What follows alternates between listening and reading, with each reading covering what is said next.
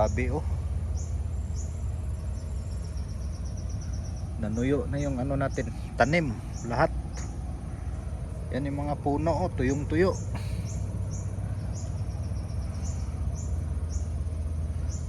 Siguro kayong ano, mga next week siguro no. Next week wala tayong ma-harvest masyado, sira sa init yung ano, pananim. Yan oh, maraming ano dito kanina oh. Makapal yung ano dito kanina. Dito banda makapal yung mga patay na ano, dahon. Papunta doon sa ilalim, yan nalinisan ko na dito banda no. Pero yung problema natin dito no, tubig talaga. Tuyo oh, pati doon. Doon sa taas. Tuyong tuyo.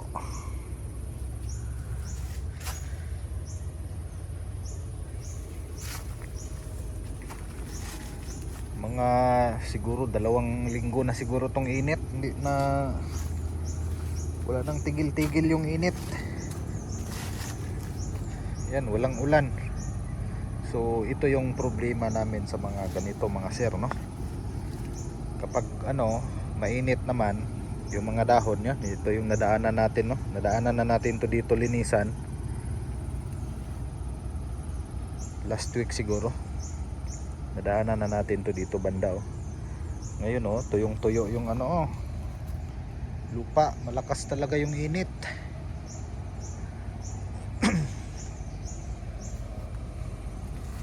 Ito yung problema dito kasi malayo kami sa ano, walang supply ng tubig dito. Kahit nga doon sa ano, doon sa malapit doon sa bahay, nasira din eh. Sira sa init. Yan oh. Yung na-harvest natin na noong Sabado, wala. Kunti lang. Okay pa yung ano natin, yung unang harvest natin no. Umabot siguro yun ng mga 600. Nung last Sabado, wala. Ito oh, nadaanan na natin to. Pero may mga tuyong dahon na naman, yung mga patay na dahon no. Wala talaga to. Lugi tayo nito, lugi.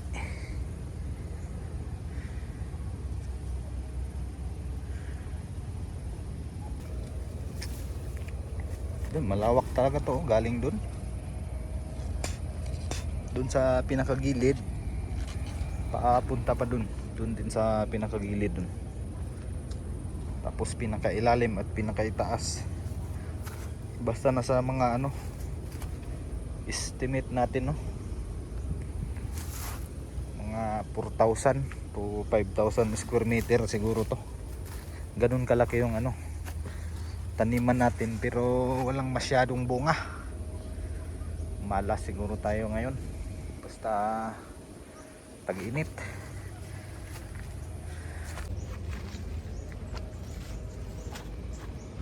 Dami pang ano, bansot. Yung dito banda o maraming bato. Okay. Yan pag ano naman, pag tag-ulan, bagyo, wala, masisira na din naman yung ano, bunga. Lalo na pag ano, malakas yung hangin, yung mga maliliit na ano, bunga, pati yung mga bulaklak ng ano, bulaklak ng mga sayote, malaglag pag malakas yung hangin. Pag ngayon naman tag-init, masisira naman, mamamatay yung mga puno.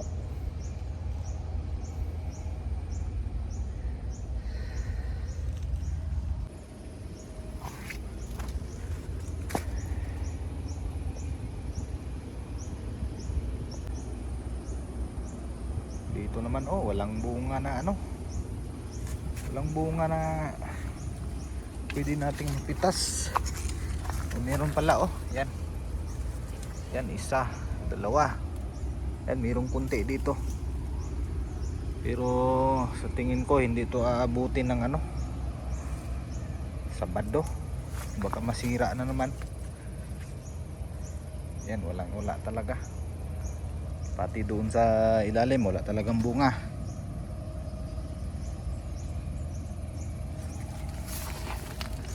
Tinitingnan ko kasi kung ano, saan yung malaking, may mga malaking puno doon yung ano, maraming bunga. Yan, malaki man yung puno pero parang kulang sa abono. Yan yung mga ano natin, oh, reject. Yung last Sabado pa yan. Wala, oh. Itong isa, oh, tumanda na, oh. Pero maliit.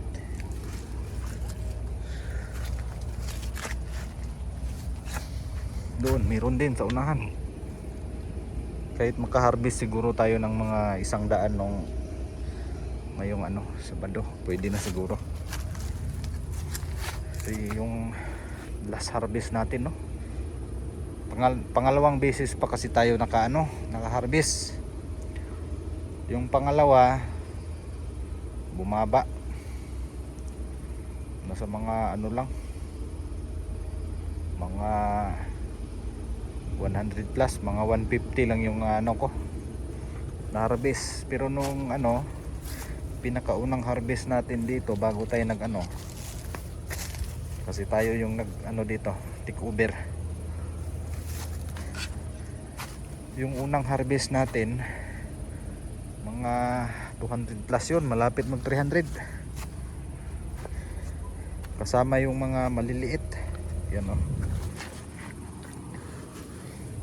marami, oh.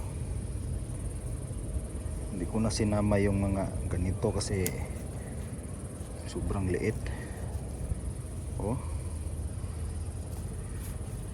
Ano pa to, oh, Sabado.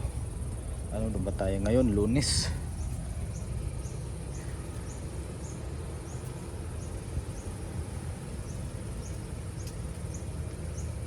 Maganda yung ano, panahon, hindi malakas yung hangin, walang ulan, no? Pero masisira naman talaga yung ano natin, mga tanim, kapag ganito ang tag-init. Ito yung mga problema namin, problema talaga ng mga ano. Pero mas okay na tong ganitong tanim, mga sir, no, para sa akin. Kasi kagaya nito, oh, yan, kahit mamamatay ang mga mga ano yan, galamay niyan sa taas, meron naman yun iba doon sa ilalim na tumubo. Gaya doon, oh, tumubo naman yung iba. Pero yan lahat yun, ito lahat ng mga nakikita niyo, yung mga dahon dyan sa taas, wala yan, mamamatay talaga yan.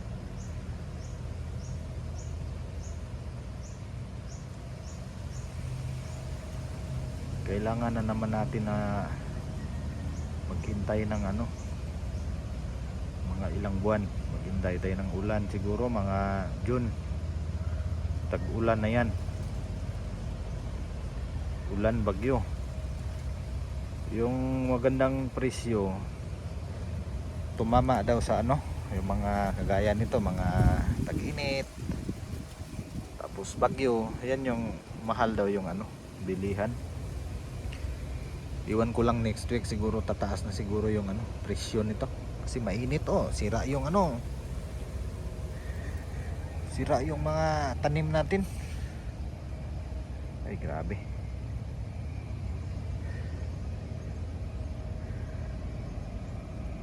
Yan, may nakita akong ano dito, oh, isa. Ito, oh, maganda. Sana ano to, umabot to sa magandang presyo. Yung ibang nakita kong bunga dito, maliit man. Yan, mayroon pang isa, oh. Yan, hindi ko kasi ito sinama nung ano. Yan, sana umabot to sa magandang presyo. Pero yung ano ko, mga sir, no, para sa akin lang, mas maganda yung ganitong tanim, no? Sinabi ko kanina, mas maganda yung ganitong tanim kaysa sa yung mga ano, yung mga kamatis, yung mga talong, yung mga kagaya nun, mga kailangan mo talaga alagaan. Ito, linisan mo lang, lagyan ng abono. Yan sa ilalim, hindi pa masyadong mainit. Kapag doon kayo sa ano, sa mga kamatis, yung mga ganyan, basta yung mga tanim na mababa, ako kailangan mo ng patubig, kailangan diligan. Kasi pag hindi mo diligan, mamamatay din naman yung mga tanim mo. So mas okay na yung ganito. Ito yung pinaka the best na ano, tanim sa amin, no? Marami talagang nagtanim nito mga sir dito sa amin kasi malamig kasi dito. Itong mga sayote, nabubuhay yan sa mga ano, malalamig na lugar. Yun nga lang, kapag ano, mainit, patay lahat yan.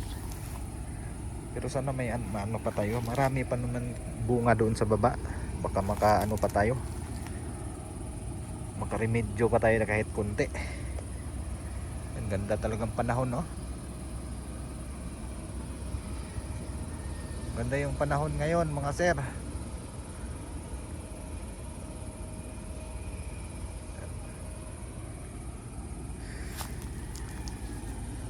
Tingnan ninyo yung bundok doon, no? Maganda din yung bundok, oh.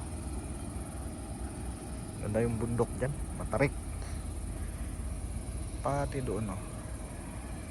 Ito din sa amin, bundok din to. So yun mga sir, putulin na natin tong ano, video natin. At salamat sa inyong pagbisita dito.